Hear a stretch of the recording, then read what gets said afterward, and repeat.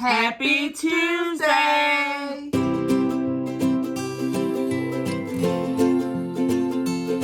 Hi, she's Chrissy. And she's Sissy. And we're Chrissy and Sissy. Hi everyone, I am so glad we're back for another Sunday School video.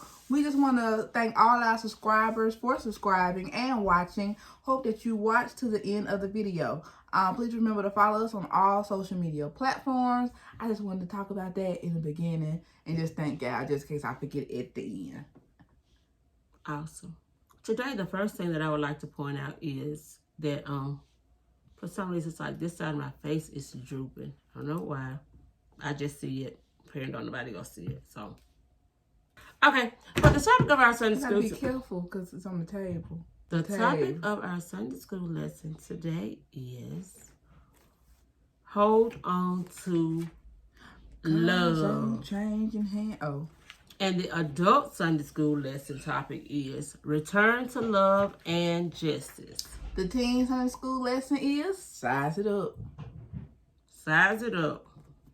Okay.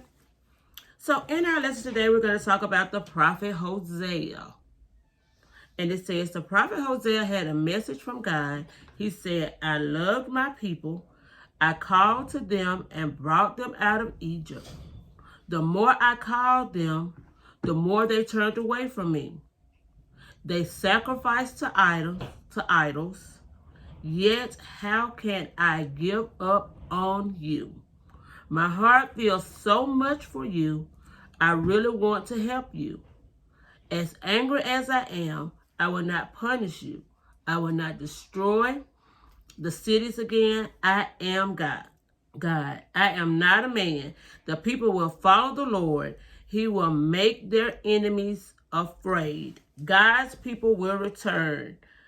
Israel is sinning. So basically, it's just kind of like saying that it's just like the repeated things. God is saying, I'm still here for you. I still love you. I'm not going to give up on you. But the more he blesses and the more he does for us, seems like he just can't do enough. Because we just continue to go back into sin. And then when we get in trouble, all of a sudden we know who he is. But then once he brings us out, then it's like we get amnesia. So that's basically kind of like just the message that God gave to Hosea. You know, he's just saying, I love them so much. I don't want to destroy them, but I do want them to come to me. So I guess he's just like, with the topic of our lesson being hold on to love, it's just like that's just like what he's holding on to. Like sooner or later, the fact that I love them is going to have to click. And they're going to have to return that love to me. Same thing over here. What this lesson brought out was that for the teens, it talked about how Hosea, you know, he feared God and he was faithful to God. And because of that, when God, you know, instructed him to marry a woman named Gomer, if that's Gomer. Mm-hmm. She was a promiscuous woman, but a harlot. She was known, she was going to be unfaithful.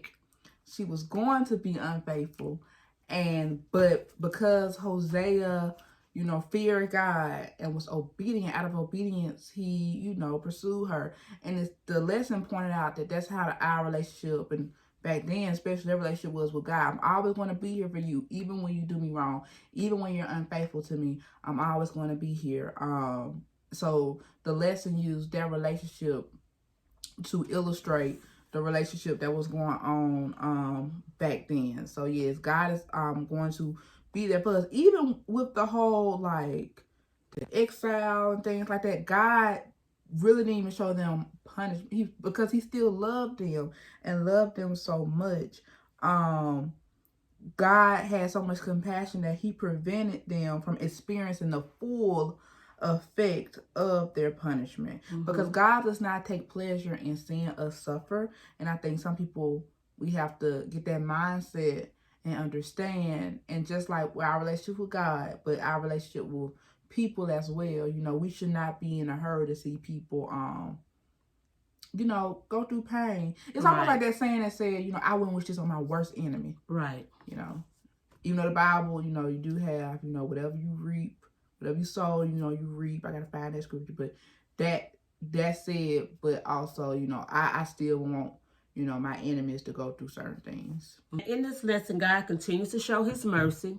He continues to show just how merciful he is toward us, even though we sin. In spite of our sins, he is committed. He is dedicated. He has made up in his mind. I guess the analogy that you can really use is, it's kind of like a parent with their children.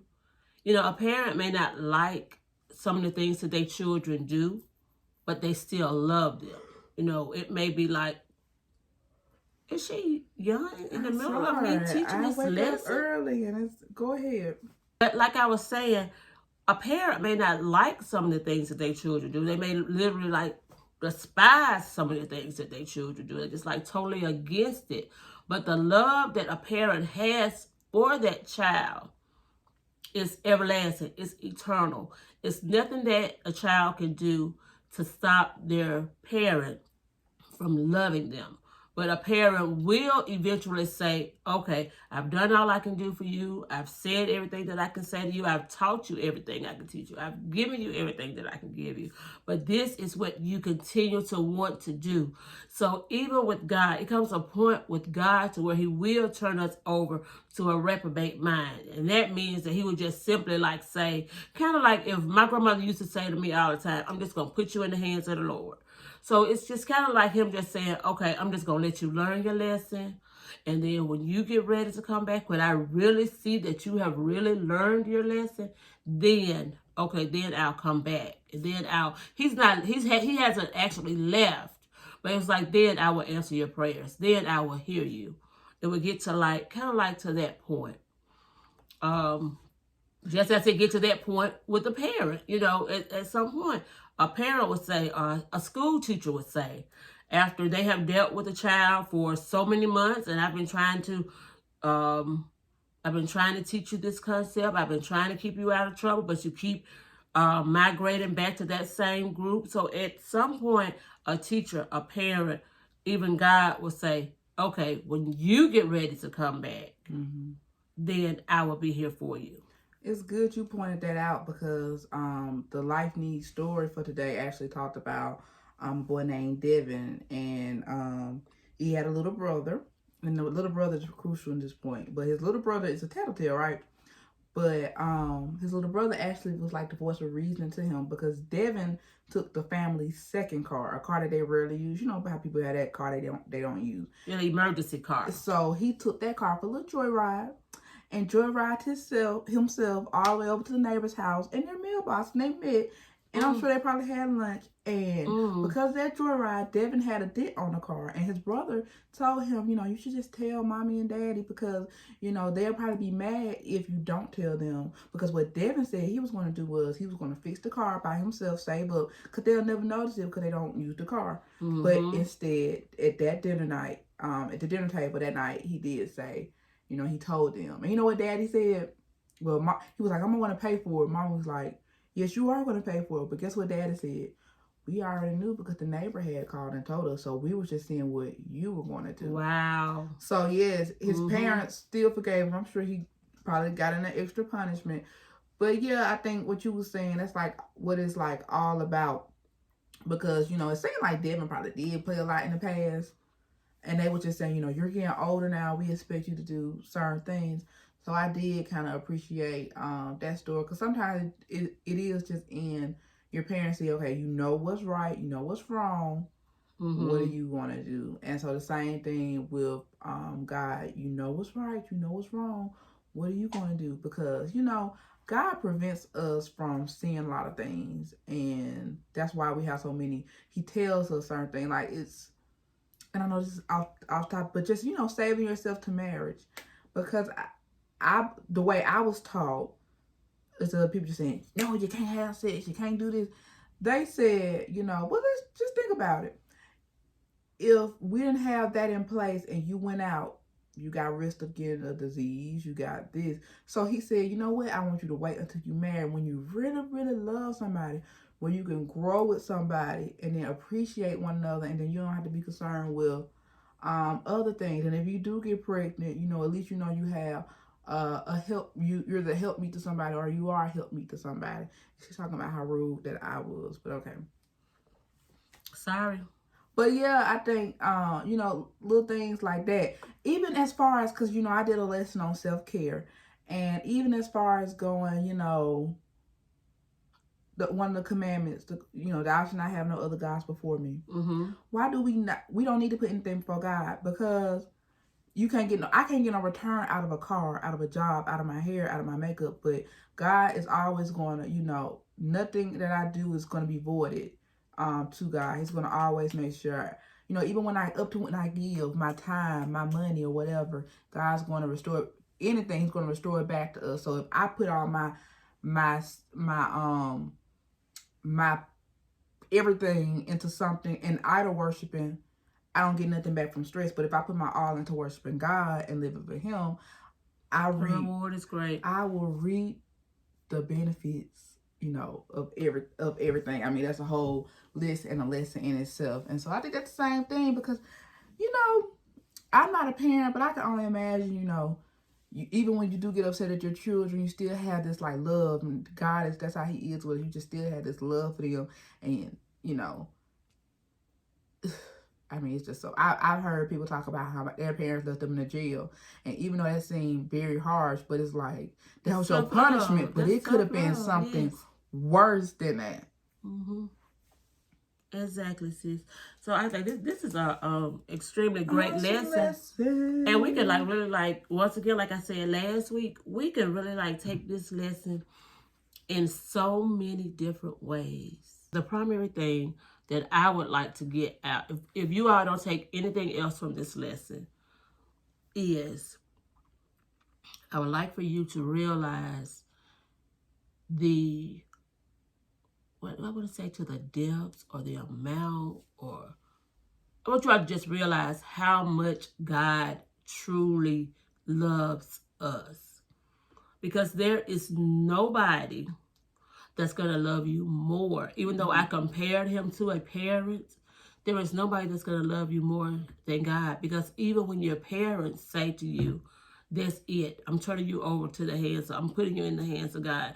Even when your parents say, I'm going to take this away from you. Even when your parents just I just can't take anymore, and they're yelling and fussing at you, God is just sitting there saying, I'm just going to wait and see how long it's going to take for you to get it together. And He always tries to find something positive in the negative things that we do. So my thing of it is, why wouldn't you want to commit your life to somebody like that? Why wouldn't you want to live for God? True. And God forgives. God forgives. God forgives. If you have a heart, and you're full of remorse, He forgives. And this is the perfect way to end not just this lesson, but this entire quarter. Yes, this quarter was awesome. Develop a plan to return to God's standard of love and justice. This lesson was just talking about, it was about justice, but it was talking about love, because, sometimes we feel as though, and you want to do what's right, but we still have to show love in everything that we do. Because even when those people that have been doing injustice and they realize it, we can't hold them and accountable and hold it over their head, more so shall I say, of oh, you did this, just like you have a clean slate with God, you're gonna have a clean slate with us. And I think we have to practice that, because that's part of justice. That's part of justice. That's fair. I'm not going to treat somebody wrong because of their past. Right. So yes. Well, because it was a great lesson, we got another video for you all. And so head over and watch that video as well. Because what are we doing, sis? What are we doing? This was a great quarter. Oh, this is okay. I'm sorry. I had a senior moment. Y'all know I turned 50 this year. Okay, so technically, we're going to give you all a quarterly recap of all 14 lessons. We did 14 lessons? 14 lessons. That means we got 14 videos. What's your number? 14 out of 14? 7 out of 14? Go watch them. Yeah. So let's go back, watch videos. We're going to do a quarterly recap. just to kind of like refresh you, just so that you could say, hey, I learned this, and this, just so it can stick here. Yes, and with that being said, this has been a great, it's kind of sad. The quarter's coming to an end. The quarter's coming to the end, but there is a new quarter. Is that Himalayas? Is that you? Quarter in the Himalayas? Yes, we have another quarter coming forth. So, also, prepare for that. That's going to be starting next week, June 7th. So we're going to have that out for you all. The quarter. Catch up on this last quarter. I wonder what's the next topic about. I mean, we're the next, because like this month, this quarter was like the minor prophets, the prophets and justice. Yes. So wonder what's gonna. There was some church folks that got told during this quarter. Yeah, they kind of like read them. This quarter. Stop your fundraising. Stop this. Stop your fundraising. You ain't doing that in my name. What y'all doing? I mean, God literally said, hey, look, you're doing all this fundraising stuff. I'm not even pleased with you. You're not doing it in my name. You're not doing it in my name. You're not doing it for me. You're doing it because you want to be recognized. Yeah. Oh, he just got people told this quarter. So I learned how to do better. Sissy learned how to do better this quarter. Learn how to do better. So we're going to just pray that whatever we learned this quarter, we're going to take it and we're going to apply it to our lives so we can be better saints, right? Yes. And on that note, happy studying!